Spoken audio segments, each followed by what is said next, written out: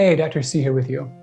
So thank you for the great feedback about the Thyroid Reset Diet. It's been really touching to hear about stories of people, having hope again, and also those who are recovering and seeing some results already. Many think, hey, I don't have a thyroid. Am I invited to this party? Does this make a difference for me? Could this help if I don't have a thyroid? Or if my thyroid is pretty much shrunken, atrophied, I've been on high dose meds for a long time. Could this be useful for me? And short answer is yes, it can still help. So a follow-up question is, well, if this makes your thyroid better, how would it help if I don't have a thyroid? So it makes perfect sense. Let's talk through this. So I'm talking to you if you don't have a thyroid because it was taken out from surgery. I'm talking to you if your TSH has been below 0.2 for years and years. I'm talking to you if an ultrasound said your thyroid, there's not much left. It's all shrunken, it's all broken down, or if part of it's been removed. This is all about you in this scenario. Now, I'm also talking to you if you're not really worried about the shape or size of your thyroid, but you're on a lot of meds and they've not seemed to help. So this is the same scenario. Now, yes, it can help those who have a thyroid regrow it in some cases and function better. Let's put that on the shelf for a minute. In this scenario, we're talking about how your body responds to thyroid hormones. And that's the other part of the equation. It's no secret that lots of people develop thyroid disease, they're given medication, and on paper, the medication should be making up for what their thyroid is no longer there to do. But they don't feel it. They're still symptomatic. They feel maybe a little better, maybe no better at all. So how would that be? Well, that's because we've got to think about how the body responds to thyroid hormones. And this comes down to a group of enzymes called deiodinase. So deiodinase, they're the ones that pull iodine off thyroid hormones.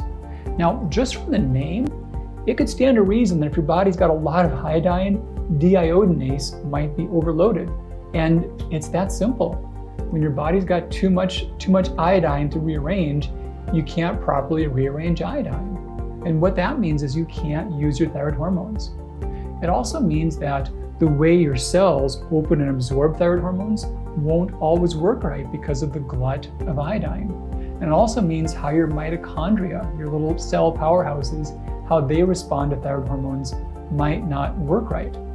There's this orchestration by which your body's systems convert, and they make these ratios of T4, T3, T2, reverse T3, triac, all these things. There's actually about a dozen different biologically active thyroid proteins. And it's having enough, but it's having the right proportions, and it's having the right receptor response and the right uptake. There's a whole lot besides just putting it on there. And I almost think about you could pour gas on the hood of your car and expect it to go. No, there's a lot more to it than that. And same thing, you can't just pour thyroid hormones in the system and expect everything to be fine. So yes, this is about peripheral conversion, activation, uptake, and also about hormone resistance. So one other way to think about this is when there's too much iodine in your system, your body turns on the Wolff-Chaikoff effect.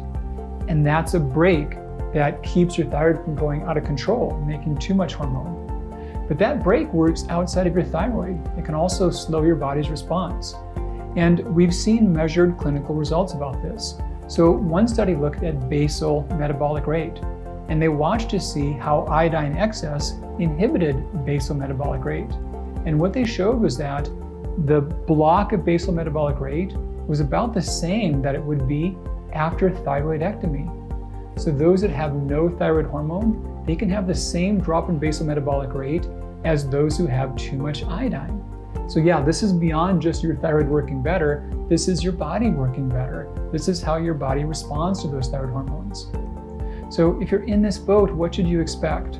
Well, if you don't have a thyroid, don't expect to not need thyroid medication. I've learned to never say never.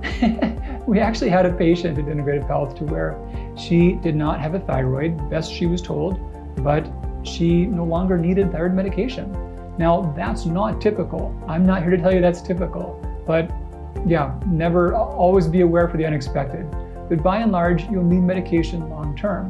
However, it's really common that you can still be on medication and be symptomatic. And I'm guessing that if you weren't, we wouldn't be having this conversation. You'd be doing other things because you feel fine. So when you're on meds and not feeling well, it can be because your body is resisting the thyroid hormones. And this can be a big reason why that can happen. So watch your symptoms and watch your levels. Your symptoms can often improve as your body gets less thyroid hormone resistant, and it's quite common your needs could change. Again, if you don't have a thyroid, it's not likely your needs will go to zero. You'll likely need some amount of medication long term.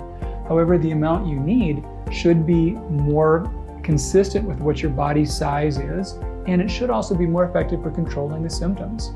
But the symptom changes often show up earliest, often first month, first couple months.